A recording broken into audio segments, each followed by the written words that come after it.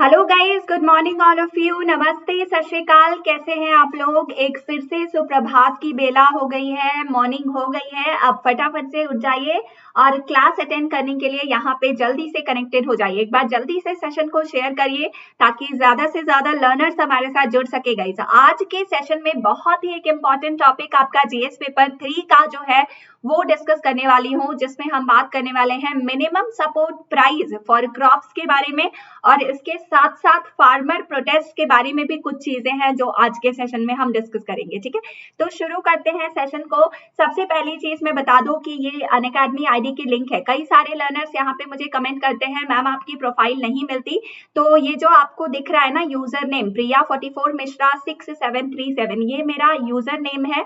इस user name को आप डाल के डायरेक्टली मेरी प्रोफाइल सर्च कर सकते हैं, और अदरवाइज मेरी प्रोफाइल प्रिया कुमारी के नाम से आप सर्च कर सकते हैं, आपको मिल जाएगी। ठीक है, अदरवाइज ये पूरी लिंक आप डालेंगे तो भी आपको प्रोफाइल मिल जाएगी। ठीक है, तो प्रोफाइल पे आप मुझे फॉलो कर लीजिएगा। फॉलो करने से जो कोर्सेज मैं आप लोगों के लिए लेके आऊंगी, या फिर जो क्लासेस आप लोगों के लिए शाम को 6 बजे लगाती हूँ, वो नोटिफिकेशंस उसकी आप तक पहुंच जाएंगी। 6 बजने में 15 मिनट पहले ही नोटिफिकेशंस आपको पहुंच जाएगी कि प्रिया मैम आज इस टॉपिक पे क्लास लेने वाली हैं। ठीक है, तो उस तरह से आप क्लासेस को ज्वाइन कर सकते हैं, अटेंड कर सकते हैं। ठीक है, इसके साथ साथ गाइस मैं आपको बता दूं कि जो शाम को 6 बजे आप लोगों के लिए मैं सेशन लेती हूँ, बिल्कुल फ्री ऑफ कॉस्ट सेशन होता है। उस सेशन के लिए आपको किसी तरह का चार्ज पे करने की जरूरत नहीं। ये जो सेशन है ये प्रीलिम्स स्पेसिफिक 2021 के लिए मैंने आप लोगों के लिए सीरीज शुरू की है। ठीक है, इस सीरीज में गाइस मैं आप लोगों के लिए सबसे पहला जो सीरीज लेके आई हूँ वो एनवायरमेंट एंड इकोलॉजी का लेके आई हूँ, जिसमें हम बहुत सारे क्वेश्चंस डिस्कस करने वाले हैं। एनवायरमेंट एंड इकोलॉजी के हर एक टॉपिक से एमसीक्यूज मैं आप लोगों के लिए डे बाय डे लेके आ रही हूँ। हर दिन एक नया टॉपिक पे आप लोगों को क्वेश्चन मिलता है। ठीक है, सो काफी इंटरेस्टिंग और काफी ज्यादा इंफॉर्मेटिव सेशन है। आप लोग भी शाम को 6 बजे डायरेक्टली जुड़ जाएगा। ठीक है, आई होप आपको ये समझ में आया। इसके अलावा अगर आप यूपीएससी की तैयारी कर रहे हैं, किसी भी स्टेट पब्लिक सर्विस कमीशन की तैयारी कर रहे हैं गाइस, तो आप हमारे साथ प्लस पे भी जुड़ सकते हैं। वैसे तो अनअकैडमी प्लस पे काफी सारी बेनिफिट्स आपको मिलती हैं, लेकिन सबसे बड़ी बात यह है कि आपको आपके अभी करंट स्टेज से आपका जो डिजायर्ड एम है, आपका जो गोल है यूपीएससी क्रैक करना, या फिर कोई state public service commission exam crack करना, कोई भी गवर्नमेंट एग्जाम क्रैक करना, वहां तक जो है हम पहुंचाने की जो है श्योरिटी आपको दे सकते हैं। क्योंकि गाइस देखो, वैसे तो आपको कंटेंट्स बहुत सारे जगह से मिल जाते हैं, लेकिन एक प्रॉपर मेंटरशिप की और प्रॉपर गाइडेंस की जरूरत इसलिए होती है ताकि आपको चीजों को बताया जा सके कि कौन सी चीजें आपको पढ़नी है, कौन सी चीजें आपको स्किप करनी है, कौन सी चीजें प्रीलिम्स पॉइंट ऑफ व्यू से इंपॉर्टेंट है, कौन सी चीजें मेंस पॉइंट ऑफ व्यू से इंपॉर्टेंट है।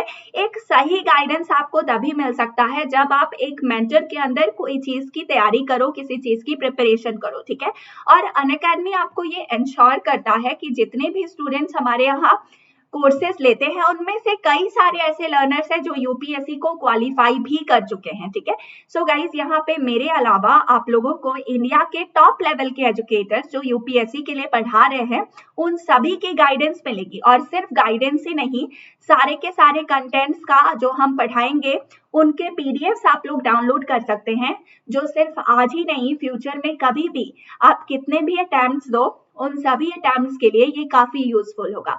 ठीक है, तो इनमें से किसी भी एग्जाम के लिए अगर आप अनअकैडमी का सब्सक्रिप्शन लेना चाहते हैं तो आप मेरा रेफरल कोड यूज कर सकते हैं, प्रिया 11। ठीक है, ये मेरा रेफरल कोड है, कैपिटल लेटर्स में आपको मेरा नाम लिखना है और ये शगुन का 11 नंबर आपको उसके आगे लगाना है। ठीक है, प्रिया 11 यूज करते ही 10% आपको डिस्काउंट सारे कोर्सेज में मिल जाएगा। ठीक है, बाकी यहाँ पे अगर कोई भी आपको इन्फॉर्मेशन चाहिए हो तो प्ले स्टोर से अनअकैडमी लर्निंग ऐप को आप इंस्टॉल कर सकते हैं, और यहाँ पे आपके लिए अनअकैडमी प्लस के साथ साथ अनअकैडमी के आइकॉनिक कोर्सेज भी अवेलेबल हैं। ठीक है, मैंने यहाँ पे कोर्स भी आप लोगों के लिए लिखी है।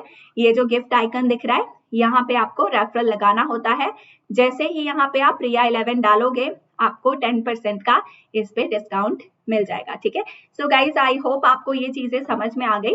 अब हम स्टार्ट करते हैं आज का सेशन। ठीक है, सबसे पहले बात कर लेते हैं कि ये जो सेशन है, ये जो टॉपिक है, ये किस पेपर के लिए इंपॉर्टेंट है। ठीक है, और कौन से पेपर में ये इंक्लूड होता है। तो ये आपका जीएस पेपर 3 का टॉपिक है जो कि एग्रीकल्चर प्राइसिंग से रिलेटेड है। इसके अलावा गाइस आपका ये जीएस पेपर 2 में भी इंक्लूड होता है। जीएस पेपर 2 में भी ये टॉपिक इंक्लूड होता है under government policies and interventions.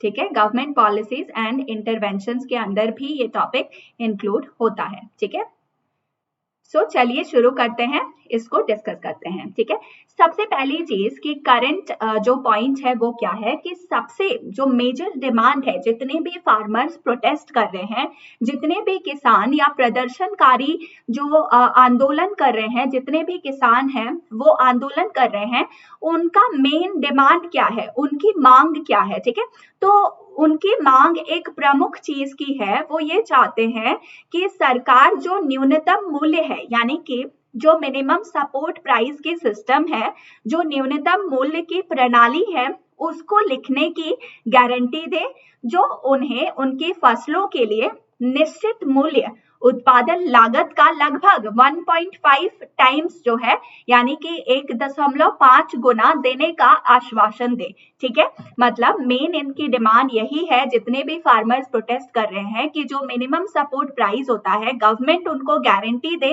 कि न्यूनतम समर्थन मूल्य के तहत प्रणाली में वो लिख के गारंटी दे कि जितना भी उनका उत्पादन होगा उसका 1.5 गुना जो है उनको इसके थ्रू फिक्स्ड प्राइस जो है एमएसपी के अंडर मिलेगा। ठीक है, ये उनकी मांग है। ठीक है, अब यहाँ पे अगला पॉइंट क्या बनता है, the farmers unions are protesting against the newly enacted 3 farmers bill laws और 3 farmers laws and the electricity amendment bill 2020। ठीक है, जो फार्मर्स का यूनियन है, जो पूरा का पूरा किसानों का जो ग्रुप है, वो प्रोटेस्ट कर रहे हैं, आंदोलन कर रहे हैं, जो नए 3 फार्मर्स बिल बनाए गए हैं, 3 फार्मर लॉ बनाए गए हैं, उनको लेके।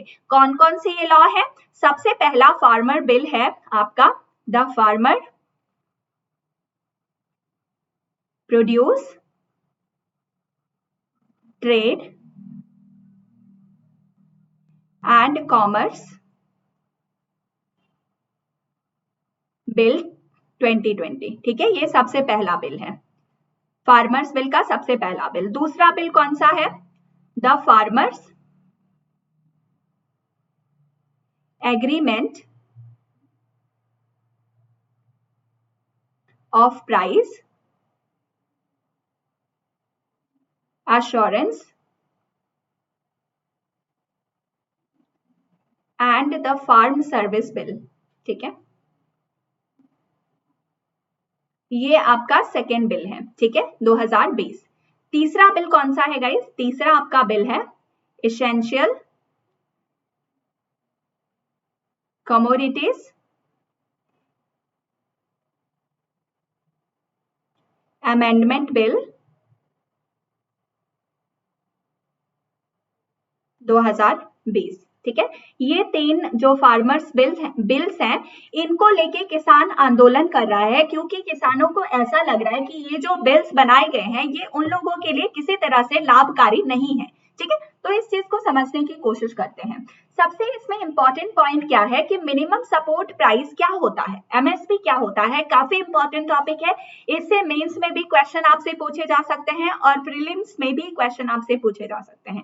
ठीक है, आपसे 3 बिल्स के बारे में क्वेश्चन प्रीलिम्स में पूछा जा सकता है। ठीक है, so minimum support price is a minimum price for any crop, इसको हम हिंदी में बोलते हैं न्यूनतम समर्थन मूल्य। ठीक है, मैं लिख देती हूँ अगर आपको दिक्कत हो रही है तो, न्यूनतम समर्थन मूल्य। ठीक है, इसको हिंदी में हम बोलते हैं मिनिमम सपोर्ट प्राइस को, ठीक है।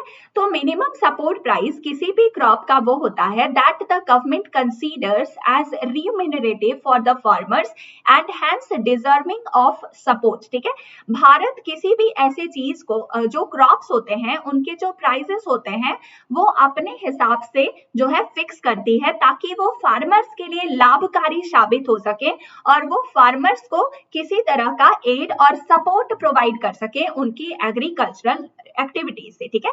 तो फार्मर्स के लिए ये लाभकारी हो, गवर्नमेंट का ये मानना होता है जब वो क्रॉप्स की मिनिमम प्राइस को फिक्स करते हैं, ठीक है, ताकि वो फार्मर्स के लिए बेनिफिशियल हो, ठीक है। Now the next point is it is also the price that the government agencies pay whenever they produce the particular crop, whenever they procure the particular crop, ठीक है। तो एमएसपी वो प्राइस है जो गवर्नमेंट एजेंसीज पे करती है जब भी वो किसी भी विशेष फसल यानी कि किसी भी पर्टिकुलर क्रॉप की खरीद करते हैं, जब भी किसी पर्टिकुलर क्रॉप को वो खरीदते हैं तो एमएसपी वो प्राइस है जो गवर्नमेंट एजेंसीज पे करती हैं किसी भी पर्टिकुलर एजेंसीज को किसी एक पर्टिकुलर क्रॉप को खरीदने के लिए, ठीक है।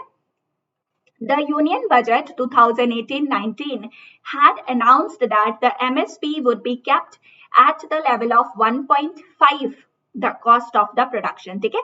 जो बजट हमारा 18-19 था, 2018-19 का जो यूनियन बजट स्पीच था उसमें ये चीज अनाउंस की गई थी कि जो न्यूनतम समर्थन मूल्य होगा, मिनिमम सपोर्ट प्राइस होगा, वो लगभग 1.5% जो है 1.5% प्रोडक्शन का फार्मर्स के लिए फिक्सअप किया जाएगा, ठीक है। मतलब जितना भी उत्पादन हो रहा है उसका लगभग 1.5 गुना एमएसपी सेट किया जाएगा। ये 2018-19 के बजट में अनाउंस किया गया था, ठीक है। नाउ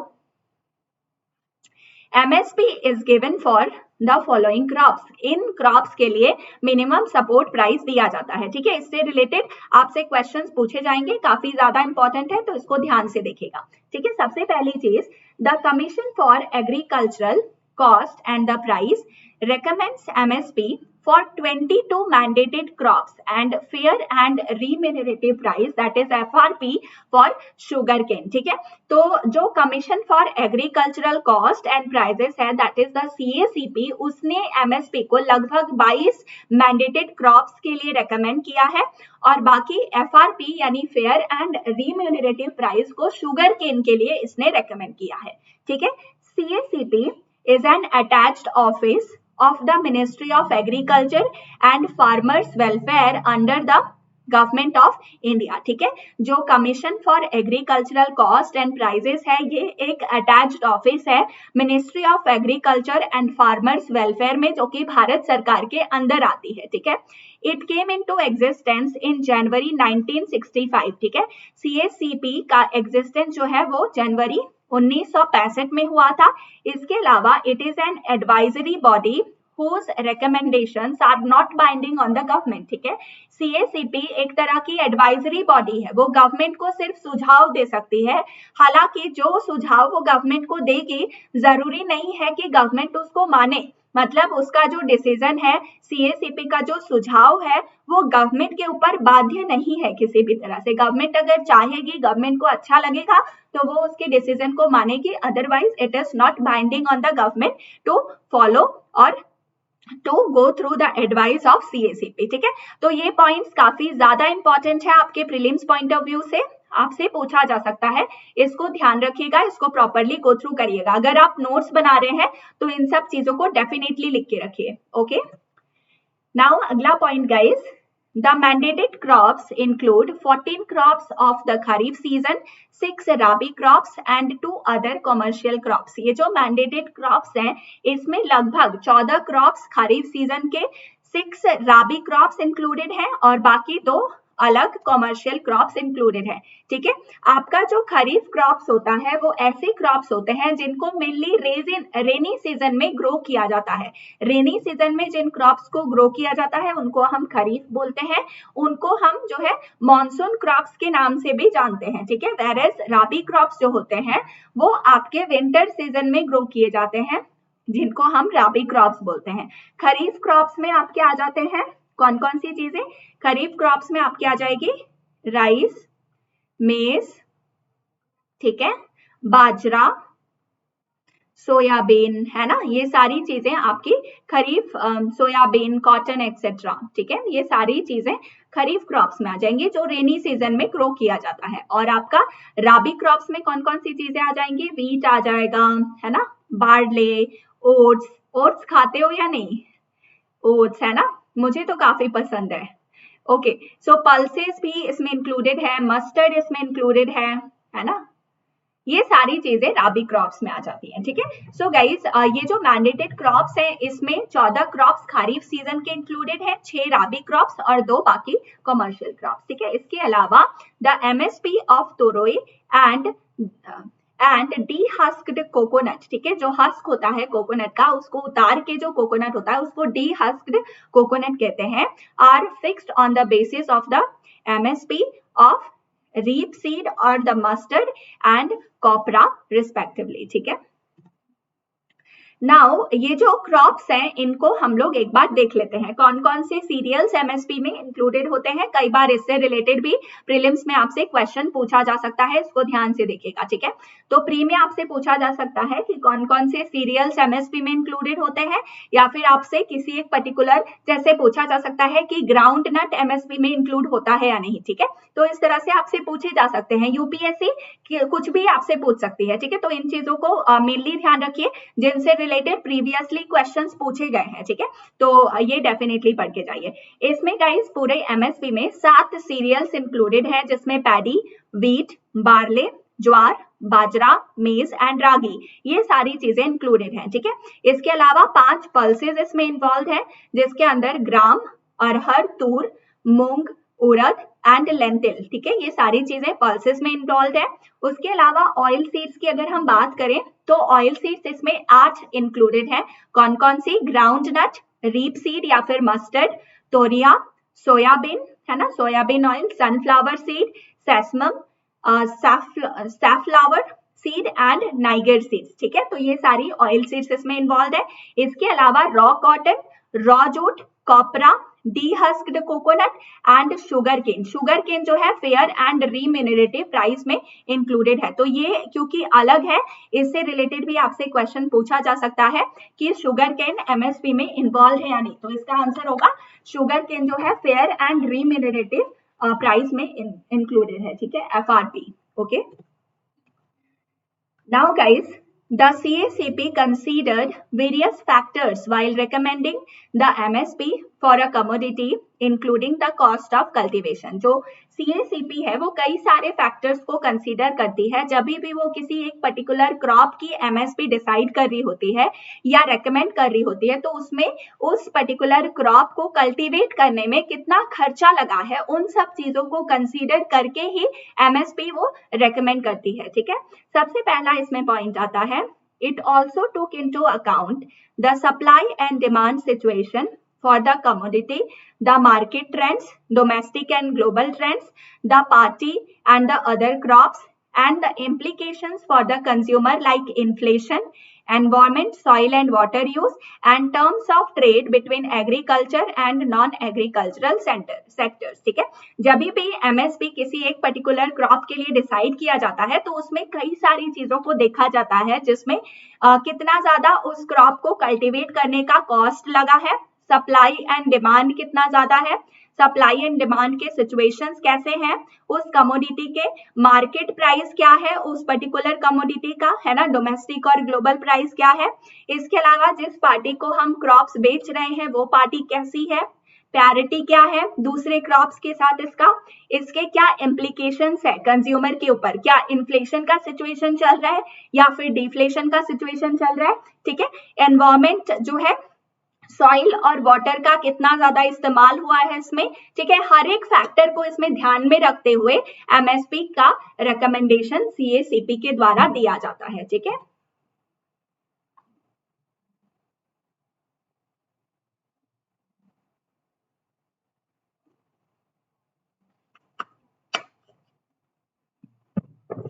Yes, सो गाइस यहाँ पे वैसे तो आप लोगों से जो नया बजट आएगा आपका उससे रिलेटेड क्वेश्चन पूछा जाएगा, लेकिन क्योंकि minimum support price for crops ये हमारे करंट का टॉपिक है और ये इशू काफी ज्यादा चल रहा है, तो आपको इससे रिलेटेड क्वेश्चन भी पूछा जा सकता है कि कौन कौन से चेंजेस हैं जो 2018-19 के बजट में लाए गए थे। ठीक है, तो इन सब चीजों को भी आपको प्रॉपरली एक बार गो थ्रू करना पड़ेगा। ठीक है, you need to aware about all these particular points। ठीक है, स्पेसिफिकली आपको इन सभी चीजों को अपने माइंड में बिठा के रखना पड़ेगा। ठीक है, सो सबसे यहाँ पे पहली चीज है कि budget for 2018-19 announced that MSPs would henceforth be fixed at 1.5 times of the production cost for crops as predetermined principle। ठीक है, तो 2018-19 का जो बजट था उसमें मिनिमम सपोर्ट प्राइस जो फिक्स किया गया था, उसमें जो अनाउंस किया गया था, उसमें कहा गया था कि जितना भी प्रोडक्शन कॉस्ट होगा किसी भी क्रॉप के उत्पादन में जितना भी खर्चा लगेगा उसके 1.5 यानी 1.5 गुना ज्यादा जो प्राइजेस है उस हिसाब से प्राइजेस एमएसपी की फिक्स की जाएंगी। ठीक है, now CACP's job is only to estimate the production cost for a season and recommend the MSP by applying the 1.5 time formula. ठीक है, तो CACP का काम बस इतना ही है कि किसी भी पर्टिकुलर क्रॉप का वो जो उत्पादन का कॉस्ट होता है वो एस्टिमेट करे, एक सीजन में किसी क्रॉप के उत्पादन में कितना खर्चा लगा है वो जो है CACP एस्टिमेट करे और उसके बाद वो रेकमेंड करे कि MSP की जो प्राइस होनी चाहिए इसके हिसाब से वो इतनी होनी चाहिए। ठीक है, 1.5 टाइम फॉर्मूला के हिसाब से। ठीक है, उसके बाद गवर्नमेंट के ऊपर आता है कि वो CACP का ये डिसीजन मानता है या नहीं। हालांकि जो CACP के डिसीजंस होते हैं वो सिर्फ सजेशंस होते हैं गवर्नमेंट के लिए, जरूरी नहीं है कि गवर्नमेंट उसको फॉलो करे, it is not binding on the government. ठीक है, सो ये पॉइंट आपको ध्यान में रखना है। Now guys will talk about the mechanism of arriving at the production cost. ठीक है, so number 1 point is the CACP does not do any field based cost estimates itself। ठीक है, CACP जो है किसी भी तरह का field based cost estimate खुद से नहीं करती। ठीक है, it make projections using state wise the crop specific production cost estimates provided by the Directorate of Economics and Statistics in the Agriculture Ministry। ठीक है, the latter are however generally available with a 3-year lag। ठीक है, तो ये जो CACP है वो खुद से किसी तरह की फील्ड स्टडी नहीं करती, स्टेट वाइज जो प्रोजेक्शंस है वो यूज करती है, क्रॉप स्पेसिफिक प्रोडक्शन कॉस्ट क्या है वो इस्तेमाल करती है और फिर जो डायरेक्टरेट होता है इकोनॉमिक्स और स्टैटिस्टिक्स का एग्रीकल्चर मिनिस्ट्री द्वारा उसको रीड करके ये अपने प्रोजेक्शंस देती है। ठीक है, जनरली 3 साल के 1 लाख में ये सारी चीजें अवेलेबल होती हैं। Right, The CACP projects 3 kinds of production cost for every crop, both at state and all India average level। CACP जो है वो 3 तरह के प्रोडक्शन कॉस्ट यानी उत्पादन का जो मूल्य है वो प्रोजेक्ट करती है हर एक पर्टिकुलर क्रॉप के लिए। ठीक है, इंडिया सारे के सारे स्टेट लेवल पे और ऑल इंडिया के एवरेज लेवल पे। उसमें सबसे पहला प्रोडक्शन कॉस्ट है A2। ठीक है, तो A2 जो कॉस्ट है वो सारे के सारे जो पेड आउट कॉस्ट होते हैं डायरेक्टली जिनको फार्मर के द्वारा इनकर किया जाता है वो सभी चीजों को इंक्लूड करता है, जैसे सीड्स को खरीदने के लिए जो पैसे लगे, फर्टिलाइजर्स के लिए जो पैसे लगे, पेस्टिसाइड्स या फिर लेबर जो हायर किया उन लोगों ने सारी चीजों को लगाने के लिए अरेंज करने के लिए उसके जो पैसे लगे, जो लैंड लिया जिसपे उन लोगों को उत्पादन करना है क्रॉप्स का इसके लिए जो पैसे लगे, फ्यूल के जो पैसे लगे, इरिगेशन के पैसे लगे एक्सेट्रा। ठीक है, तो सभी चीजों के जो पैसे फार्मर के द्वारा लगते हैं वो प्रोडक्शन कॉस्ट A2 में इंक्लूड होता है। ठीक है, इसके अलावा हमारा नेक्स्ट है A2FL। ठीक है, A2FL में क्या है, it includes A2 plus and imputed value of unpaid family labour. ठीक है, इसका क्या मतलब है कि A2 मतलब जो चीजें डायरेक्टली किसान खरीद रहा है, जैसे फर्टिलाइजर्स, फ्यूल, लेबर वो ला रहा है ताकि चीजों क्रॉप्स को प्रॉपरली लगाई जा सके, उसमें फर्टिलाइजर्स डाल रहा है, ठीक है, पेस्टिसाइड्स, वीडीसाइड्स, जितनी भी लैंड अगर उसने लीज पे लेके उस पे चीजें उगाई है तो वो सारी चीजें तो इसमें इंक्लूड होती ही हैं, लेकिन उसके अलावा जो फार्मर्स होते हैं, उसके अलावा जो फैमिली होती है, जितनी भी आइटम्स उनके द्वारा गेन की जाती हैं, या फिर फैमिली लेबर्स जिनको पैसे नहीं दिए जाते, या फिर जो काम करते हैं फिर भी उनको वेजेस नहीं मिल पाते, इनके भी वैल्यू को, जितना काम ये करते हैं उनके भी वैल्यू को ये A2FL इंक्लूड करता है। ठीक है, इसके अलावा नेक्स्ट जो प्रोडक्शन कॉस्ट आता है CAPL जो है CACP के द्वारा, वो है आपका C2। ठीक है, तो C2 के बारे में अगर बात करें तो it is a more comprehensive cost that factors in rental and the interest foregone on the owned land and fixed capital asset on the top of A2FL। ठीक है, तो ये सबसे ज्यादा कॉम्प्रिहेंसिव कॉस्ट होता है जो कि रेंटल्स के द्वारा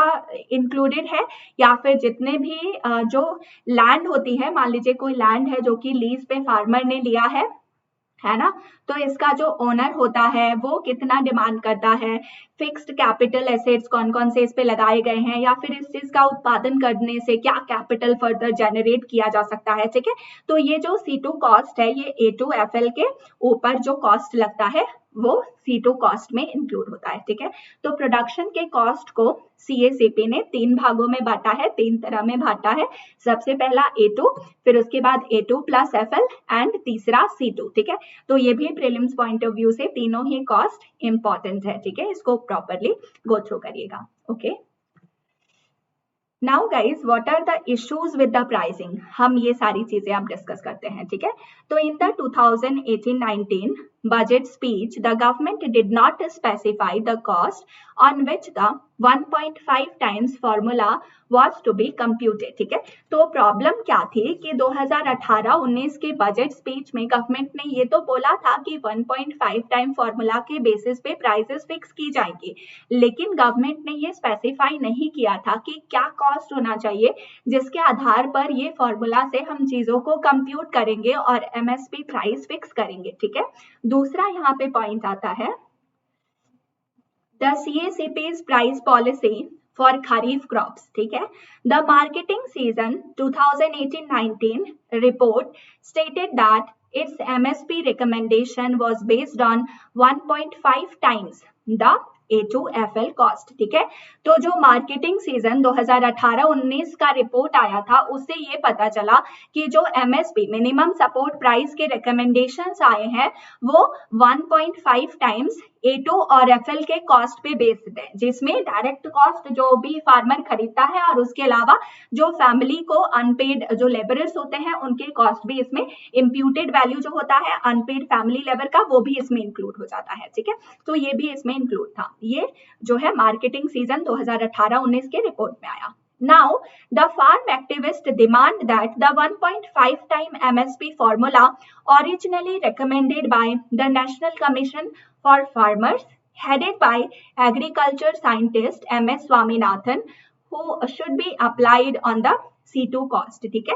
तो जितने भी एक्टिविस्ट थे उन सभी का ये डिमांड था कि जो मिनिमम सपोर्ट प्राइस का 1.5 टाइम फॉर्मूला है, ओरिजिनली ये नेशनल कमीशन जो फार्मर्स के लिए बनाया गया है, जिसको MS स्वामीनाथन जी जिसके हेड हैं, उनके द्वारा इसको डिसाइड किया जाना चाहिए और ये C2 कॉस्ट के ऊपर अप्लाई किया जाना चाहिए, ना कि A2FL। ठीक है, A2FL में तो सिर्फ इतना ही इंक्लूड होता है कि फार्मर्स ने कितना खर्चा डायरेक्टली किया क्रॉप को लगाने के लिए और उसकी जो फैमिली की इंप्यूटेड वैल्यू है अनपेड फैमिली लेबर की वो इसमें इंक्लूड होता है। लेकिन C2 उससे भी बढ़ के है, मतलब चीजें प्रोड्यूस होने के बाद जो लैंड फार्मर ने लीज पे लेके रखा है उसके ओनर की डिमांड क्या है, फर्दर वो जो प्रोडक्ट फार्मर ने लगाया है वो उसके लिए एसेट जनरेट करेगा या नहीं। ठीक है, तो इस आधार पे 1.5 टाइम्स का जो क्रॉप में जो MSP फॉर्मूला है उसमें जो है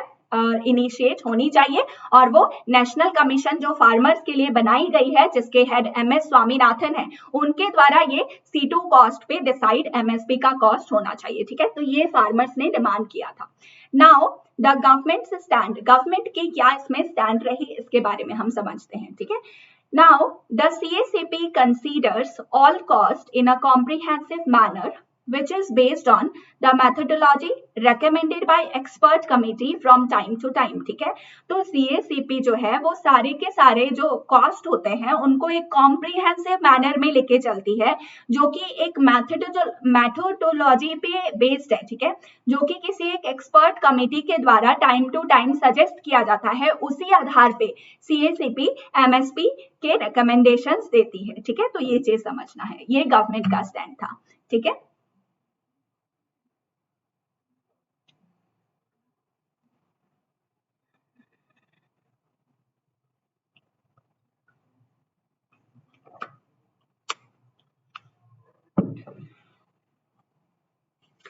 now the next point is CACP considers both A2 plus FL and C2 cost while recommending MSP। ठीक है, तो CACP जो है, गवर्नमेंट ने ये कहा कि CACP जो है वो A2 प्लस FL कॉस्ट को भी कंसीडर करती है और C2 कॉस्ट को भी कंसीडर करती है, जब भी वो किसी भी क्रॉप के लिए मिनिमम सपोर्ट प्राइस की रिकमेंडेशंस देती है, तो वो दोनों ही कॉस्ट को कंसीडर करके देती है, ना कि सिर्फ A2 और FL के कॉस्ट को। ठीक है, CACP reckons only A2FL cost for return. However, C2 costs are used by CACP primary as benchmark reference cost। ठीक है, तो CACP जो है वो सिर्फ A2FL के कॉस्ट को रिटर्न के लिए गिनते हैं, रिटर्न के लिए वो सिर्फ A2FL कॉस्ट को काउंट करते हैं, लेकिन C2 कॉस्ट को वो CACP जो है वो रेफरेंस कॉस्ट के तौर पे इस्तेमाल करते हैं। ठीक है, तो ये गवर्नमेंट का कहना था। ठीक है, सो ये पूरा का पूरा इशू था मिनिमम सपोर्ट प्राइस के बारे में और फार्मर्स के बारे में। ठीक है, आई होप गाइज आपको समझ में आया। अगर वीडियो अच्छा लगा है तो लाइक करिए, शेयर करिए ज्यादा से ज्यादा लर्नर्स को, ताकि इस चीज के बारे में वो समझ पाए। डेफिनेटली ये टॉपिक काफी ज्यादा इंपॉर्टेंट है, प्री पॉइंट ऑफ व्यू से तो मैंने बता ही दिया, मेंस के लिए भी काफी इंपॉर्टेंट है, आपसे पूछा जा सकता है। ठीक है, सो पॉइंट्स आप इसमें से कुछ नोट डाउन कर सकते हैं जो डायरेक्टली आप अपने आंसर में मेंशन कर सकते हैं। ओके, नाउ जाने से पहले आपको बता दो कि ये जो लिंक आप देख रहे हैं यहाँ पे, ये इससे आप लोग मेरी अनअकैडमी ID पे मुझे फॉलो कर सकते हैं। फॉलो करने से आपको हेल्प ये मिलेगी कि आपके लिए जो भी क्लासेस मैं लगाती हूँ, जो सेशंस मैं लेके आती हूँ, उन सभी के बारे में आपको अपडेट मिलता रहेगा, सभी चीजों के बारे में आप अवेयर हो पाएंगे। ठीक है, तो यहाँ से मुझे फॉलो कर लीजिएगा। साथ ही आपको बता दो, रोज शाम को 6 बजे आप लोगों के लिए प्रीलिम्स स्पेसिफिक मैंने सीरीज शुरू की है। इस सीरीज में हम लोग at present environment and ecology का फर्स्ट चैप्टर के अलग अलग यूनिट्स को कवर कर रहे हैं। ठीक है, तो अगर आप भी इस सीरीज में जुड़ना चाहते हैं और रिवॉल्यूशन का हिस्सा बनना चाहते हैं, तो शाम 6 बजे जरूर मेरे साथ कनेक्ट हो जाएगा लाइव अनअकैडमी पे। ठीक है, इसके अलावा गाइस रोज सुबह 7 बजे मैं आप लोगों के लिए करंट अफेयर्स के क्लासेस लेके आती हूँ, और दोपहर को 1 बजे आप लोगों के लिए जो है इकोनॉमी की क्लासेस में लेके आती हूँ। ठीक है, तो यहाँ पे मेरे साथ जुड़ जाइएगा ताकि आप लोगों को सारी चीजों के बारे में अपडेट्स पता चलती रहें। ठीक है, इसके अलावा अगर आप मुझे प्लस पे ज्वाइन करना चाहते हैं और अगर आप अपने एग्जाम को क्लियर करना चाहते हैं, तो मेरा रेफरल कोड आप यूज कर सकते हैं, प्रिया11। ठीक है, ये मेरा रेफरल कोड है, इस कोड को यूज करके आपको 10% डिस्काउंट सारे के सारे जो आपके कोर्सेज हैं उसके लिए मिलेंगे, और साथ ही आप लोगों को प्रॉपर गाइडेंस मिलेगी ताकि आप अपना एग्जाम क्वालिफाई कर सके। ठीक है, so guys thank you so much all of you, आप सभी यहाँ पे मेरे साथ जुड़े रहे, बने रहे, ऐसे ही हमारे साथ जुड़ते रहिए और सेशन को ज्यादा से ज्यादा शेयर करिए ताकि और भी लर्नर्स हमारे साथ कनेक्ट हो सके। ठीक है, फिर से मिलते हैं दोपहर को 1 बजे इकोनॉमी की क्लास में एक बढ़िया से सेशन के साथ। Till then take care, bye bye.